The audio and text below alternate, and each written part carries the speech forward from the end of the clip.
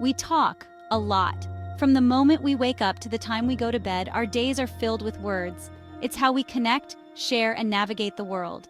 Conversations over coffee, family dinners, and even casual greetings shape our daily experiences. But what happens when you take away that fundamental tool of communication? What if for an entire week you couldn't utter a single word? I decided to find out by embarking on a week-long silence challenge. No talking allowed. It was an experiment to see how silence would affect my interactions and my inner world. The rules were simple, yet daunting. No spoken words for 7 whole days. A week without verbal communication seemed like an eternity. That meant no casual chats, no heated debates, no spontaneous laughter shared with friends, not even a good morning to my reflection. The silence would be all-encompassing, from the moment I woke up to the time I went to bed. I could write, text, gesture, anything but speak. My phone and notebook became my primary tools for communication. I knew it would be tough, but I was determined to push myself outside my comfort zone. I wanted to see how this challenge would change my perspective on communication and connection. Little did I know, this self-imposed silence would become a journey of self-discovery, frustration, and unexpected laughter.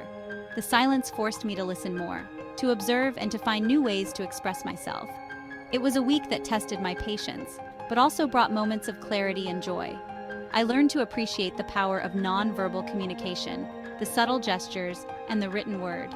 It was a reminder that sometimes silence speaks louder than words. By the end of the week, I had a newfound respect for the quiet moments and the space they create for deeper reflection. It was a transformative experience that taught me the value of silence in a world that never stops talking. The first 2 days were the hardest. The urge to talk was visceral, like an itch I couldn't scratch. Grocery shopping became an exercise in awkward mime, trying to explain to the cashier that yes, I did want paper bags, even though I just shook my head no at the self-checkout machine. Friends and family, prepped for my experiment, relied on texting. But texting lacked the nuance of spoken conversation. Simple questions became logistical nightmares.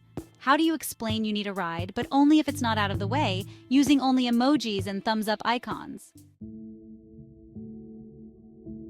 By day 3, something interesting happened. The initial frustration began to subside, replaced by a strange sense of calm. I started noticing things I hadn't before: the way sunlight danced on my bedroom wall, the gentle rhythm of my neighbor's footsteps. I became more attuned to others' nonverbal cues, a furrowed brow, a hesitant smile. Without words to fill the space, I listened more intently, observed more closely. It was as if my other senses were heightened, compensating for the lack of speech. While simple interactions became easier, expressing complex thoughts was another story. How do you explain an intricate work problem or the plot of your favorite movie without the precision of language? I resorted to a combination of frantic scribbling, interpretive dance-like gestures, and the universal language of exasperated sighs. It was often comical, sometimes effective, but always a stark reminder of how much we rely on spoken language to articulate our inner world. A Lost in Translation, the comedy of miscommunication. Of course, no experiment in silence is complete without some laugh-out-loud miscommunications. Like the time I tried to ask my roommate for a pen, but my frantic hand gestures were interpreted as a desperate plea for help. She came running, panicked, only to find me standing there, pointing at a notebook.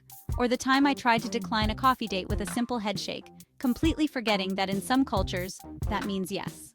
I spent the next hour politely sipping lukewarm coffee, wondering how I'd gotten myself into this situation. The kindness of strangers and the frustration of friends. One of the most surprising aspects of the challenge was the kindness of strangers. People seemed more patient, more willing to decipher my charades-like attempts at communication. It was as if the absence of words made them more attentive, more attuned to the nuances of human interaction. Perhaps it was the novelty of the situation, the curiosity sparked by someone trying to navigate the world without speaking, or maybe it was simply human empathy shining through.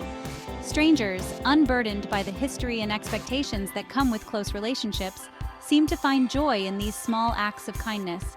Friends and family, on the other hand, were another story. They were supportive, of course, but their patience wore thin at times. The familiarity that usually brings comfort also brought frustration. It was as if the very closeness that made them my confidants also made them less tolerant of the communication barriers. They wanted to help, but the effort required to understand my nonverbal cues sometimes felt like too much. It turns out, even the most well-intentioned loved ones have a limited tolerance for deciphering your every want and need through a series of grunts and hand signals. The challenge highlighted an interesting dichotomy: the ease with which strangers could offer help without the weight of expectations, and the difficulty friends and family faced in the same situation, burdened by their desire to understand and support fully.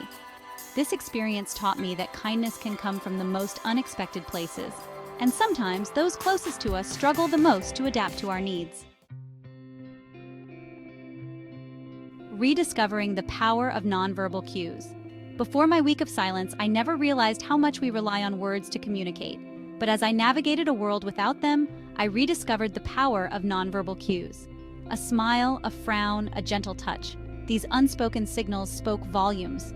I learned to pay attention to the subtle shifts in body language, the unspoken messages conveyed through a simple glance. I realized that sometimes the most powerful communication happens in the silences between words. Beyond the challenges and comical mishaps, there were unexpected benefits to embracing silence. Without the constant chatter filling my days, I found myself more present, more in tune with my surroundings. My mind felt less cluttered, more focused. I had more time to think, to reflect, to simply be. I started meditating regularly, something I'd always struggled to do amidst the noise of everyday life. The silence, once a source of frustration, became a source of peace. By days 6 and 7, I was ready to talk again. The sound of my own voice felt foreign, almost jarring after days of silence, but something had shifted within me. I had a newfound appreciation for the power of words, both spoken and unspoken. I was more mindful of the way I communicated, more aware of the impact my words had on others. Absolutely not. Living a week without talking was challenging, frustrating, and at times downright hilarious. But impossible? Absolutely not. It was a powerful reminder that communication is about so much more than just words. It's about listening, observing, and connecting on a deeper level. It's about embracing the silences as much as the words themselves. We live in a world that constantly demands our attention, a world saturated with noise and distractions. From the moment we wake up to the time we go to bed, we are bombarded with sounds, notifications, and endless chatter. But within that chaos, there is power in silence. Silence is not just the absence of noise, it is a space where we can reconnect with ourselves and the world around us.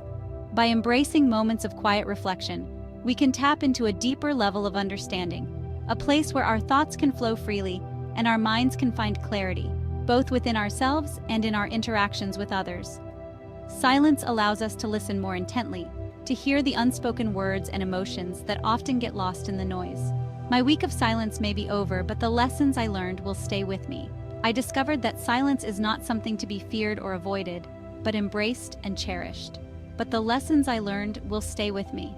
I will continue to listen more intently, observe more closely, and speak more thoughtfully.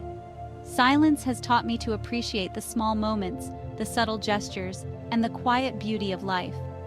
I will continue to listen more intently, observe more closely, and speak more thoughtfully. In a world that often values loudness and speed, I have found that there is immense strength in slowing down and embracing the quiet. I will embrace the power of silence not as an absence of communication, but as a powerful form of communication in itself. Silence can speak volumes, conveying emotions and thoughts that words sometimes cannot. Not as an absence of communication, but as a powerful form of communication in itself. It is in these quiet moments that we can truly connect with others on a deeper level, understanding their feelings and perspectives without the need for words, but as a powerful form of communication in itself. For it is often in the quiet moments that we truly find our voice. Silence allows us to be present, to be mindful, and to appreciate the world in its purest form. For it is often in the quiet moments that we truly find our voice. In the stillness, we can hear our inner thoughts, our true desires, and our authentic selves. Embracing silence has given me the courage to speak my truth and to live more authentically.